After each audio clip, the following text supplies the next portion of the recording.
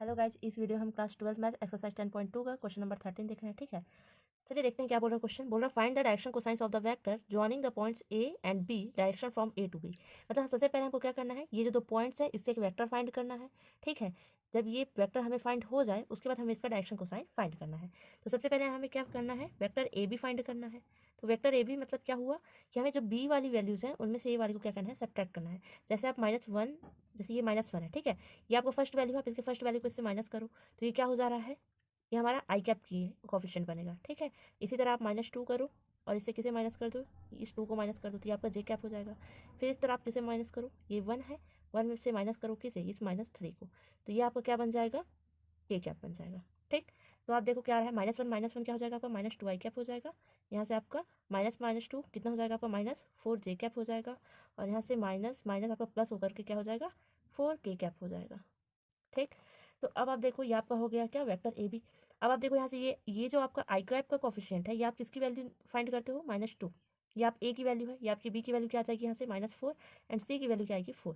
तो आपको direction cosine find करना है, मतलब एल एम एन फाइंड करना है। तो आप एल फाइंड करोगे तो इसकी क्या होगा, आप लिखो ए और आप इसमें अपॉन में क्या ले लो, जो भी आपका वेक्टर है आप उसे अपॉन में ले लो, तो ये आपका क्या हो जाएगा, mod of vector A B. ठीक है, इसी तरह आप एम फाइंड करोगे तो क्या लोगे, बी अपॉन डिवाइड में क्या लोगे, mod of vector A B.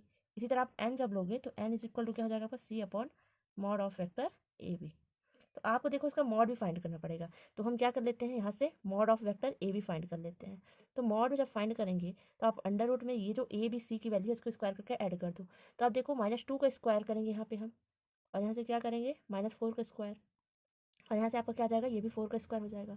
ठीक, तो आप देखो ये जो भी निकल रहा है, ठीक है, 2 का स्क्वायर क्या होता है हमारा, 4 होता है, और 4 का स्क्वायर क्या हो जाएगा, 16, और ये भी क्या हो जाएगा, 16। तो 16 और 4 20 हो गया, 20 और 16 कितना हो गया, 36 आ रहा है आपका। तो ये आपका क्या आ गया, √36, और इसकी वैल्यू क्या आ गई, 6। ठीक, तो चलो आप यहाँ पे वैल्यू पुट कर दो। देखो 2 की वैल्यू आपकी क्या है, -2, सॉरी ए की वैल्यू क्या है आपकी, -2, and mod of vector A B क्या आया है, 6, और आपकी बी की वैल्यू क्या है, -4, और mod of vector A B लिख लो 6। यहाँ से सी की वैल्यू देखो 4, और डिवाइड में क्या आ जाएगा, 6। और आप चाहो तो इसे डिवाइड कर सकते हो, 2 1 2, 2 3 6।